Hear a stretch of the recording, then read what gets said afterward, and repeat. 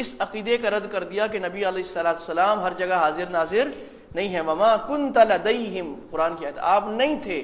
ورنہ عقیدہ واضح کر لو، نبی صلی اللہ علیہ وسلم کو خود نہیں پتا. یہ قصہ میں بتا رہا ہوں. یہ ہو گیا جی قصہ. اب دیکھیں اس قصے سے کیا حاصل ہوتا ہے. مضمون نمبر 1، اللہ کے سوا کوئی غیب دان اور خدائی اختیارات کا مالک نہیں. ٹھیک ہے جی، ہو گئی بات. اللہ کہہ رہے ہیں میں تمہیں تیسری آیت میں بتا رہے ہیں میں تمہیں غیب کی خبر دے رہا ہوں، یہ خود معلوم ہے نہیں. یوسف علیہ السلام پر 5 حالات تبدیل ہوئے. آپ کے والد حضرت یعقوب علیہ السلام جو کہ نبی ہیں، ان کی آنکھیں رو رو کر سفید ہو گئیں، لیکن انہیں معلوم نہ ہو سکا یوسف کہاں ہیں. تو یہاں یہ بھی ثابت ہوا کہ نبی صلی اللہ علیہ وسلم بھی عالم الغیب نہیں، یعقوب بھی عالم الغیب نہیں. ان کو نہیں پتہ لگ رہا کہ میرے کنویں میں ہے. بعض لوگ کہتے ہیں دیکھا جی یعقوب علیہ السلام کو وہ مصر سے قمیص چلی، ان کو پتہ لگ گیا، معلوم ہوا کہ غیب دان ہے. تو بھائی مصر سے قمیص چلی پتہ لگ گیا، فلسطین میں 2 کلومیٹر کے دور پر کنویں میں وہ پتہ نہیں لگ رہا، وہاں غیب کہاں چلا گیا؟ تو معلوم ہوا کہ اللہ جب چاہے اپنے نبی کو غیب بتا دیتا ہے، جب چاہے نہیں بتاتا ہے. اس کو کہتے ہیں غیب کی خبر دینا. علم غیب یہ نہیں ہے، فرق ہے. علم غیب اللہ کو ہے. ہاں اللہ نے اپنے انبیاء کو غیب کی باتیں بہت ساری بتائی ہیں، اور وہ انبیاء نے آگے بھی بتائی ہیں، اس میں کوئی حرج کی بات نہیں. مضمون نمبر 2، یوسف علیہ السلام پر پہلے مصائب اور امتحان آئے. جب آپ ان سے سرفراز ہو کر نکل گئے تو اللہ نے 3 بڑے انعامات سے نوازا. کیا مطلب؟ ہر انسان کے اوپر اللہ تعالیٰ، جب آدمی دین کے راستے پر چلتا ہے نا، یہ اس کی بات ہوئی جو دین کے راستے پہ چلتا ہے. جو نافرمانی کے راستے پہ ڈٹا نہیں ہے، اس کے ساتھ یہ معاملہ، اس کو تو اللہ چھوڑ دیتا ہے، کلو واشربو، کھاؤ پیو، عیش اڑاؤ، میں تمہارا حساب آ. لیکن جب بندہ دیندار بننا شروع کرتے نا، تھوڑی تھوڑی داڑھی رکھنی شروع کی، نماز پہ جانا شروع کیا، شرعی پردہ گھر میں شروع کرایا، رسومات کو چھوڑا، بدعات کو چھوڑا، گناہوں کو چھوڑا، اس وقت اس کے اوپر حالات کی گردش آتی ہے، مال کی مصیبت آتی ہے، پریشانیاں آتی ہیں، خاندان والے تانا، وہ کیا مصیبت ہے، ملا بن گیا ہے، کیا فضول باتیں کرتا رہتا ہے، دین چھوڑ چھاڑ کے بیٹھ گیا ہے، اللہ رسول کی باتیں ہر وقت یہ بھی نہیں کرو، یہ نہیں کرو، یہ نہیں کرو، یہ کیا فضول باتیں. خاندان والے تانا دیتے ہیں، ہر جگہ رکاوٹیں آتی ہیں، امتحان آتے ہیں، مشکلات آتی ہیں. جب اللہ نے انبیاء پر مشکلات لائے ہیں تو ہم پر کیوں نہیں آئیں گی؟ اللہ کے نبی نے فرمایا تھا سب سے زیادہ مشکلات اور امتحان انبیاء پر آتے ہیں، پھر ان لوگوں پر آتے ہیں جو انبیاء کے جتنے قریب ہوں. تو یہاں جو ہے مکتب عشق میں یہ نہیں ہوتا کہ جو اللہ دیندار بنے گا اس کو اللہ لڈو کھلائیں گے، یا جو جتنا دیندار بنے گا اس کو اتنا زیادہ سخت پتھروں پر چلنا پڑے گا. مکتب عشق کا دستور نرالا دیکھا، اسے چھٹی نہ ملی جس کو سبق یاد رہا. انہی کانٹوں پہ چل کے آ سکو تو آؤ، میرے گھر کے راستے میں کوئی کہکشاں نہیں ہے. اللہ اپنے بندوں کو آزماتا ہے دنیا میں. مزے دنیا میں نہیں ملیں گے مومنوں کو، مزے دنیا میں کافروں کو ملیں گے، مومنوں کو مزے ملیں گے انشاءاللہ آخرت میں. یہی یوسف علیہ السلام کے قصے سے معلوم ہو رہا ہے. اب امتحان دیکھیں جی. امتحان نمبر 1، بھائیوں کا اندھے کنویں میں ڈالنا. اتنا سارا چھوٹا سا بچہ ہے، معصوم، نابالغ، اس نابالغ بلوغت کی حالت میں امتحان شروع ہو گیا، بچے کو اندھے کنویں میں ڈال دیا گیا ہے. امتحان نمبر 2، مصر کے بازار میں غلام بن کر بکنا. آزاد آدمی ہے، اس کو غلام بنا دیا اور غلام بنا کر اس کو بیچا. سب سے بڑا خوبصورت ایک آیت ہے، اللہ فرماتے شروہ بثمن بخس. وہ جس قافلے والوں نے یوسف علیہ السلام کو کنویں سے نکالا تھا نا غلام بنا کے مصر میں، اللہ فرماتے ہیں بہت کم قیمت پر بیچا. تو مفسرین نے لکھا ہے کہ بیچا تو بہت مہنگا تھا، بہت مہنگا، لیکن اللہ فرما رہے ہیں میرے یوسف کی قیمت ساری دنیا کے مقابلے میں بھی نہیں ہے، اس لیے ساری دنیا کے سونے کے مقابلے میں بھی بیچتے تو یوسف کو بہت کم قیمت پر بیچا. یوسف کی کوئی قیمت لگا سکتا تھا؟ میرے نبی فرما رہے تیسرے آسمان پر یوسف سے ملاقات ہوئی، آپ فرماتے ہیں میں محمد یوسف کا حسن دیکھ کر حیران ہو گیا. محمد جس کا حسن محمد صلی اللہ علیہ وسلم جیسا حسین انسان، کہہ رہے میں یوسف کا حسن دیکھ کر حیران ہو گیا. ساری دنیا کا حسن ایک طرف رکھ دو، یوسف کا حسن ایک طرف، ایسے ہے. فیضا اعطیہ شطر الحسن، ساری دنیا کا آدھا حسن اللہ نے یوسف کو دے دیا اور باقی آدھا حسن تھوڑا تھوڑا تھوڑا کر کے تقسیم کیا دنیا میں. تو کیا حسین ہوگا. غلام بن کر بیچ دیا گیا. غلام وہ ہوتا ہے جس کے ہاتھ میں کچھ بھی نہیں ہوتا، جس کا کوئی حق نہیں ہوتا، کوئی رائٹ نہیں ہوتا، وہ ہوتا ہے غلام. امتحان نمبر 3، بادشاہ کی بیوی خاتون اول کی طرف سے گناہ کی دعوت. ٹھیک ہے، یہ امتحان ہے. اب گناہ کی دعوت دیکھو، خاتون اگر کوئی عام عورت دے نا تو خطرہ ہوتا ہے، پکڑے جائیں گے، پتہ لگ جائے گا. یہاں بادشاہ کی بیوی دے رہی ہے، اگر دعوت گناہ قبول کر لی جائے تو کوئی بدنامی نہیں ہے، بادشاہ کی بیوی ہے، سیکیورٹی دے گی، اس کے ساتھ رہیں گے، عزت بھی ملے گی، مزے ہوں گے، اس کے ساتھ بوائے فرینڈ بن جائیں گے بادشاہ کی بیوی کے، مزے، رکاوٹ نہیں ہے، کوئی عیب نہیں ہے، کوئی معاشرے میں خرابی نہیں پھیلے گی، بدنامی نہیں پھیلے گی. سخت امتحان ہے. ایسی دعوت گناہ جس میں کوئی رکاوٹ نہ ہو، دنیا کی کوئی ملامت نہ ہو، ایسی دعوت گناہ، یہاں سے بچنا یہ اللہ ہی کا کرم و احسان ہے. اسی لیے اللہ تعالیٰ نے، اللہ کے نبی صلی اللہ علیہ وسلم نے جس حدیث میں فرمایا نا، 7 آدمی ایسے ہوں گے جنہیں اللہ اپنے عرش کے نیچے سایہ دے گا.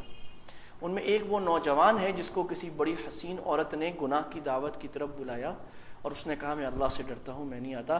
یہ وہ آدمی ہے جس کو اللہ اپنے عرش کے سائے کے نیچے جگہ دے گا.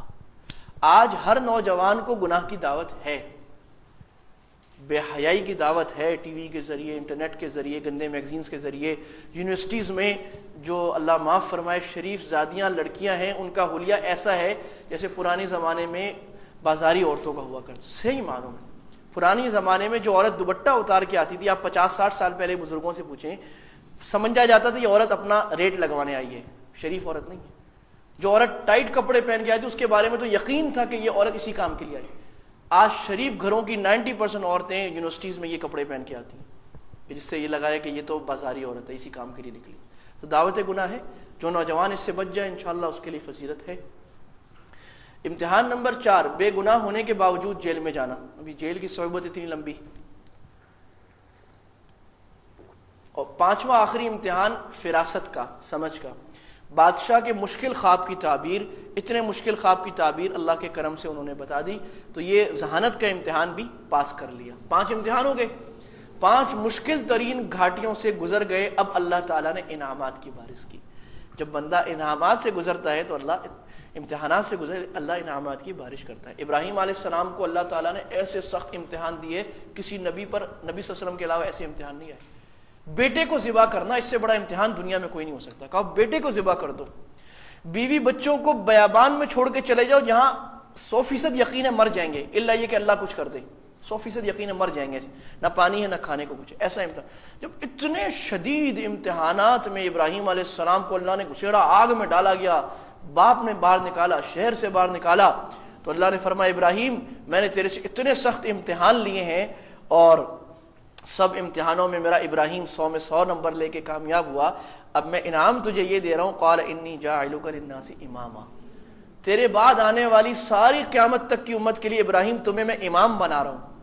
اور نبی صلی اللہ علیہ وسلم اگرچہ افضل ہے، لیکن نبی صلی اللہ علیہ وسلم کو بھی یہ کہا کہ اتبع ملت ابراہیم، آپ بھی کس کے راستے پہ چلیں؟ ابراہیم حنیفہ. وہ اللہ کے لیے ساری دنیا کو توڑ دینے والا تھا. جو اللہ کے لیے ساری دنیا کو توڑ دیتا ہے اللہ اس کو اپنا بنا لیتا ہے اور ساری دنیا اس کے قدموں میں نچھاور کر دیتا ہے. اللہ ہمیں توفیق دے کہ ہم ساری دنیا کو اللہ کے لیے لات مار دیں. اب جی انعامات شروع ہوئی. انعام نمبر 1، مصر کے وزیر خزانہ کا عہدہ ملنا. یہاں میں نے عرض کیا تھا عام حالات میں قاعدہ یہ ہے کہ خود عہدہ طلب کرنا جائز نہیں ہے. ایسا نظام حکومت جس میں ہر آدمی خود امیدوار بنے، یہ شریعت کے خلاف ہے. مجھے ووٹ دو، مجھے ووٹ دو. ظاہر ہے جو آدمی ننگا ہے، جو آدمی چور ہے، جو آدمی بے حیا ہے، بے شرم ہے، عزت کا طالب ہے، ہوس کا طالب ہے، مال کا طالب ہے، منصب کا بھوکا ہے، وہی آئے گا. شریف آدمی، دیانتدار آدمی تو آگے نہیں آئے گا نا. وہ بولے گا میں کیوں پڑھوں بھائی، سب اگر میں کوئی غلط کام کر دوں گردن میری پکڑی جائے اور کھانا میں نے کچھ ہے نہیں، تنخواہ مجھے اتنی ملنی ہے، تو میں کیوں؟ آپ عقل سے سوچیں نا، دیانتدار آدمی وزیر کیوں بنے گا؟ خود کیوں اپنے آپ کو پیش کرے گا؟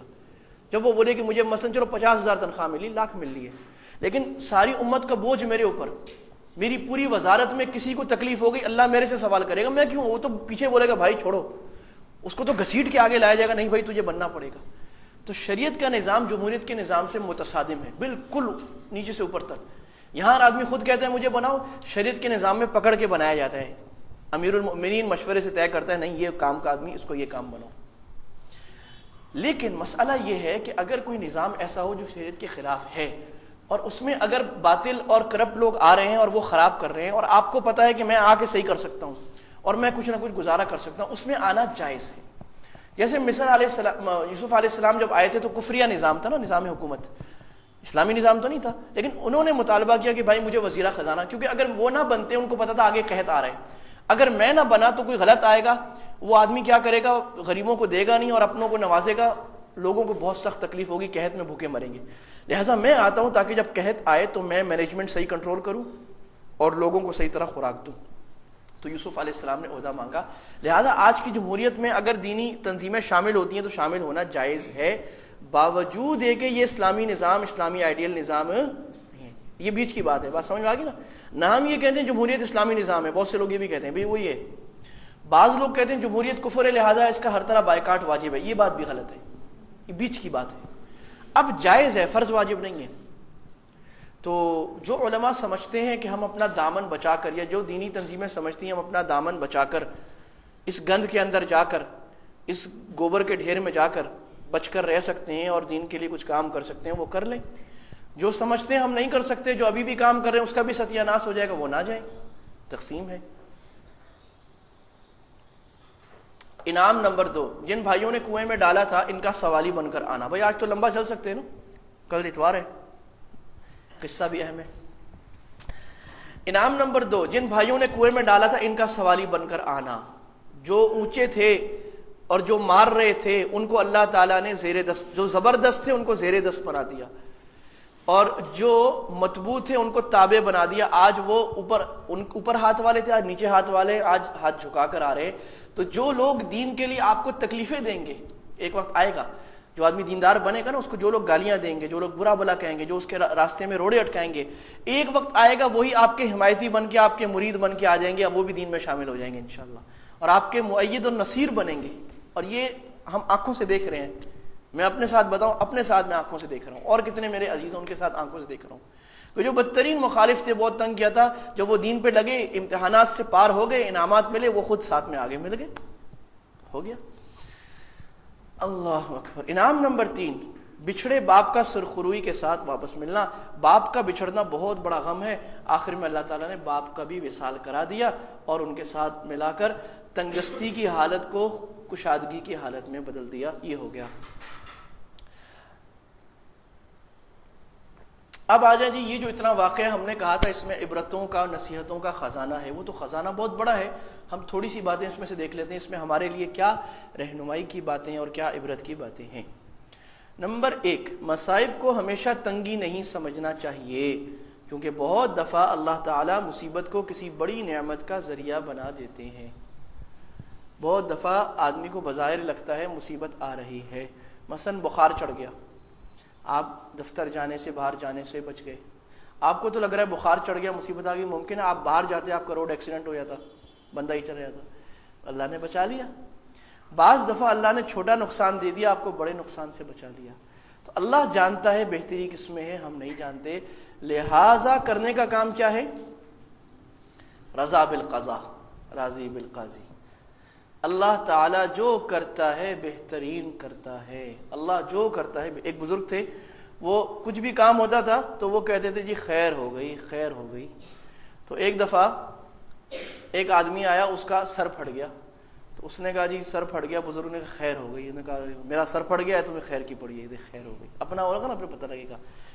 تو اس نے جو ہے وہ ایک دن بیٹھ گیا، اس نے کہا میں صحیح ہوں، چھوڑوں گا نہیں۔ وہ بیٹھ گیا ایک دن گھر کے باہر کے ڈنڈا لے کے کہ ان کی پٹائی کروں گا، پھر بولوں گا خیر ہوئی ہے ابھی کہ نہیں ہوئی۔ تو وہ گھر سے باہر نکل رہے تھے، ان کا سر پہ چوٹ لگی، گر گئے، تو مسجد نماز کے لیے نہیں آ سکے۔ یہ انتظار کرتا رہا، آخر چھٹ پٹایا، اس نے کہا ہوا کیا، جاؤں؟ تو ایک آدھ گھنٹے بعد چلا گیا، بولا جی آپ آج باہر نہیں ہیں نماز کے لیے؟ تو انہوں نے کہا میرا سر دروازے سے ٹکرا گیا تو خیر ہو گئی۔ انہوں نے کہا خیر ہی ہو گئی ورنہ میں خیر کر دیتا۔ تو قصہ ہے، لیکن بات یہ ہے کہ بھائی اللہ کی حکمتیں اللہ ہی جانے۔ لہٰذا طریقہ یہ ہے کہ آدمی پر جتنے سخت سے سخت حالات آ جائیں، جتنی مشکلات، اف ہائے کیا ہو گیا، ہائے میں مر گیا، ہائے میرے ساتھ بہت برا ہو گیا، یہ مومن کے کلمات نہیں ہیں۔ مومن ہر حال میں راضی۔ ایوب علیہ السلام کا واقعہ اللہ نے بیان فرمایا، سارے جسم میں کیڑے پڑ گئے اور زخم پڑ گئے، کیڑے پڑ گئے، اولاد ساری مر گئی، سارے چھوڑ کے چلے گئے، ایک بیوی رہ گئی صرف، سارا مال ختم ہو گیا، اور عبدن صابر، اف تک نہیں کی، شکوہ تک نہیں کیا۔ 17-18 سال بعد جا کر اللہ سے کہا کہ اللہ اگر تھوڑا سا کچھ میری حالت اچھی ہو جائے تو۔ اللہ نے کہا نعم العبد، کیا پیارا بندہ ہے، کتنا زبردست بندہ ہے بھائی، 18 سال ہو گئے، شکوہ تک نہیں کیا، کہا بھی نہیں اللہ یہ میرے ساتھ کیا ہو رہا ہے، اللہ مجھے اس میں نہیں۔